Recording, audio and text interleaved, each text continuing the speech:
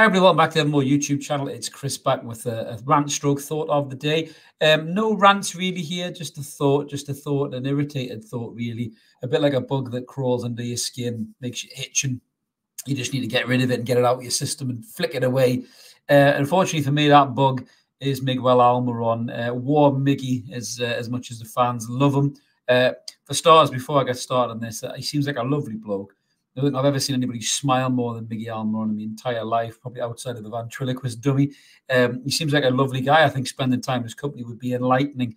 I think if you had a shit day and you're around Miguel Almiron, I think he would really make you smile.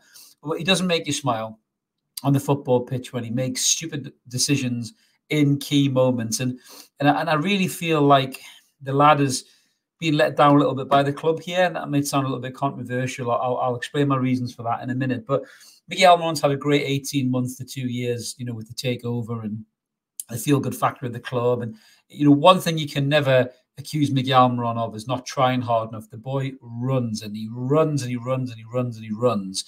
But quite often he just runs and there's nowhere really to run to apart from occupying space and maybe putting a press on people, which is obviously part of our game plan, which is key. But when the ball comes to him in key areas, he quite often is found wanting. And I think this season in particular, he's been massively exposed because we've been playing at a higher level and a higher level of expectation, not just from internally in the fan base, but also externally in the footballing world.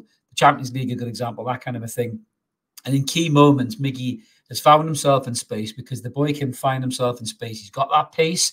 He catches people on their heels quite a lot, but when he gets there, he often doesn't have the quality to see it through. For a professional footballer, 29 years old, I think he is, to be so one-footed is flabbergasting. It really is. At this stage of the game, when you're playing Champions League football against Paris Saint-Germain, Dortmund, Milan, when you're pushing for top four against Manchester City, Arsenal, Manchester United, Spurs, Chelsea, to have a one-footed player like that who is so shit scared of using his other foot is frightening, absolutely frightening. Even, recently in a couple of games, he's been a yard out and he's trying to look to slot it in with his left foot rather than his right. And he's missed a chance. I think was it the Fulham game? I think it was, where he doesn't take that chance. And you just think, what in the hell is he doing? Just use your right foot. I don't get it. He cuts back constantly to pass that ball back. Trippier, that's getting scouted, or cut inside of Bruno, that's getting scouted by opposition players as well. And when I say I feel the club are letting down a bit, Miguel Almiron has been I don't want to say a great player for Newcastle, been a useful player for Newcastle in the time that he's here. But I'll just explain about the time that Miguel Almiron has been here. So Miguel Almiron has been at Newcastle United now since 2019. His contract expires in 2026. So just to give you some indication as to what he's done in his time at Newcastle United. So he's been here, I think he's got 190 appearances all in, 30 goals and 10 assists, I think, if I'm reading this correctly. In terms of the Premier League, 161 appearances, 23 goals and 6 assists.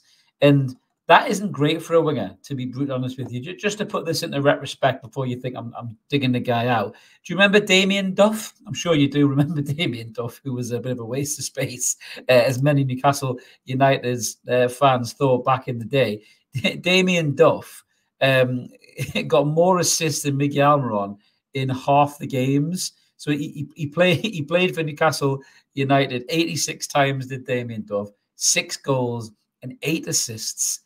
So that puts in a retrospect a little bit as to how poor Miggy has been in the final third in quite a lot of the times he's been Newcastle United. Now, I'm not saying for 1 second get rid of the lad before I move further, right?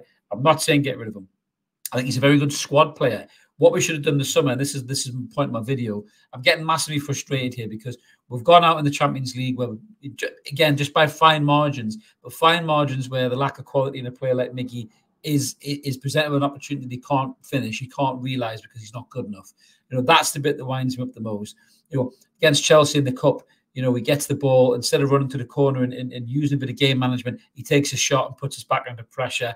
They break, and then the goal comes shortly after that as well. Yes, Trippier is going to get all the blame because of the error that he made, but that's bad game management by a lad who's 29 years old as well. It's not like he's a young lad. Louis Miley's 17. He's got more in-game management already than Miggy Almiron has in his entire footballing career. That's a frustration as well. When the summer came, and we knew we had Champions League football, and we knew we were still going to want to push to top 4 next season, it was a perfect opportunity for me, for the club, to upgrade on Miggy Almiron. And they didn't take that opportunity. They put a lot of faith and trust in Miggy Almiron. I know Howe is a big fan of his graft and his work. Darren Eales is a ridiculously big fan. I think he's got Miggy posters above his bed, thanks to the Atlanta days that they had together. And I just think that the club have maybe overestimated Miggy's ability to step up. At 29 years old, I'm not sure there's many more levels that Miggy can get to. I take no pride in being right about this, but I said at the start of the season, you can go back and check the videos, I said there's no way Miggy Almiron has as good of a season as he's had last season, this season. I think he's done about 5 goals, and he got about 11 last season, something which was his best season. Again, which probably is testament to how he's not at that level you want to be at if you want to progress into the next stage of the Champions League. Everyone's talking about Sandro Tonali. You know, you can talk about that because he's got the Champions League experience. But for me, we had an opportunity to sign an upgrade on Miggy Almiron in the summer, and we didn't take it. Arguably, we could say if Barnes had been fit, maybe he would have went left and Golan would have went right. But you know, that didn't happen. But for me, you know, Barnes was the replacement for Maxi. He wasn't an upgrade on Miggy. We needed to go and look for another player as an upgrade on Miggy. And you know, by the wonder of magic, Mark will pull up the comparison slides in a minute. But just looking at Miggy Almiron's stats and how he compares to a couple of players that I think we should have made a move for in the summer, and this is why I'm frustrated by the whole thing. So if you look at Miggy Almiron's stats here in terms of from the FB Ref website, which is the last 365 days versus other players in his position. So look at some of the key stats there. So non-penalty goals, Miggy Almiron's 0.22 per 90 minutes. So he's in the 53rd percentile. So he's not the worst by any stretch of the imagination. But if you look at a player like Moussa Diaby, who went to Aston Villa in the summer for about 50 million. So he's slightly more. He's in the 60th percentile, 0.26. But then if you go back and look at the other statistics in terms of the assists, which is key for a winger, Miggy Almiron's on 0.10 a game, so he's in the 18th percentile, so he's slipping a lot further down that scale. You go back and look at Moussa Diaby's assists, 0.32 per 90 minutes, 86th percentile. You know, and the lad's 5 years younger than Miggy Almiron as well, rapid, and he's coming to Aston Villa and done a great job there so far. Big mistake, I think, the club here not taking an opportunity to go and get Diaby. You know, yes, if you look at the defensive capabilities between the two of them, you can probably see why Diaby isn't really an Eddie Howe player. His, defensive ability is really low. You know, his tackles, he's in the 1 percentile, for players in position. Interceptions, 12, clearances, 5. You go back and look at Miggy's defensive capabilities. His tackling, he's up in the 86th percentile, interceptions, 73, blocks, 75. So Miggy defends a lot more, right? And that's great. But when you've got a world-class right back behind you and Kieran Trippier and Tino Livramento behind him. I know Trips is struggling at the moment, but you don't necessarily need your winger to be that good defensively. Yes, he has to come back and maybe help out a little bit, but Trippier is more than capable of dealing with the situation behind when you've got somebody like Diaby who can be better going forward. If you look at another player that I thought we probably could have an opportunity to sign was Federico Chiesa from Juventus, again, who's 25, I think he is, 26. So he's got a few years on Miggy too as well. And this guy was available for around about 40 million quid, I think it was.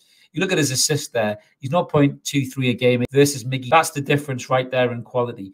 When you talk about Champions League football and you talk about games against the big six, your Cities, your Arsenals, this is a player that can turn those games for you. Chelsea's in the cup. He can turn those games for you. I don't understand why Newcastle United weren't looking for this player in the summer transfer window and why we shouldn't be looking at this player in the January transfer window. And I really hope to Christ we are, because you can see how much better he would be than Miguel Almiron to this Newcastle United side. For me, Miguel Almiron should be a squad player. Bring him on with his tired legs. But if you had someone like Federico Chiesa starting on the right-hand side of a midfield or a front three even, with that capability and that quality that he has there, his passes attempted there, his completions, you can see, he's everything that we would need on that right-hand side. He's a massive upgrade on Miggy Almiron. Diaby probably would have been as well, but defensively would have left you short. I don't think Chiesa would do that. I think Chiesa gives you the opportunity to be that player for you. And I just question whether the club have been a bit over loyal to Miggy Almiron, and now he's starting to regress. And I'm not just saying this because of the last few weeks of going out the Champions League and going out the Carabao Cup. Miggy's been regressing for quite a while, in all honesty. Key decisions in games, he makes the wrong decision. He puts us under pressure. His passing has become way too predictable in terms of cutting back on that left foot to pass back to Kieran Trippier and going inside to Bruno. We just need somebody who's got a little bit more about them on that wing. So for me, I would much prefer to see the club, test Juventus's resolve there and maybe make a bid for someone like Federico Chiesa in the January transfer window, because I'm getting a little bit tired of Miggy's regression. If Harvey Barnes can get his arse fit, then maybe we can push Gordon over to the right. But Gordon's looking blasted and fatigued as well, and we're putting ourselves under loads of pressure there in terms of creativity on the right-hand side. But let us know what you guys think in the comments below about Miguel Almiron. Do you think I'm right? Is he regressing? If you look at the stats don't lie. Look at your eyes in the game. Your eyes don't lie. Yes, he works hard and works back and everything, but he's not giving you enough in the final third. But we always like to hear from you guys. Drop a comment in. Let us know what you think about Miguel Almiron and whether you think Chiesa would be a good upgrade, or if there's anybody else you think you want to suggest in there. And if you haven't already, consider subscribing. We'd love you to come and join us. We're over 6,000 subs now. Loads of room for you guys in the Evermore community. It's all free content. If you want to give a little bit about the channel, there's an option there as well for a membership option. Just click that button, whichever one suits you best. Like the video too if you can, help the channel grow. That's me done for my thought of the day. Let us know in the comments if you guys like this kind of thing. We might very well do some other thought of the day comparisons against other players. Maybe we could be targeting the transfer window too. Have a cracking day wherever you are, everyone. We'll see you later. Cheers.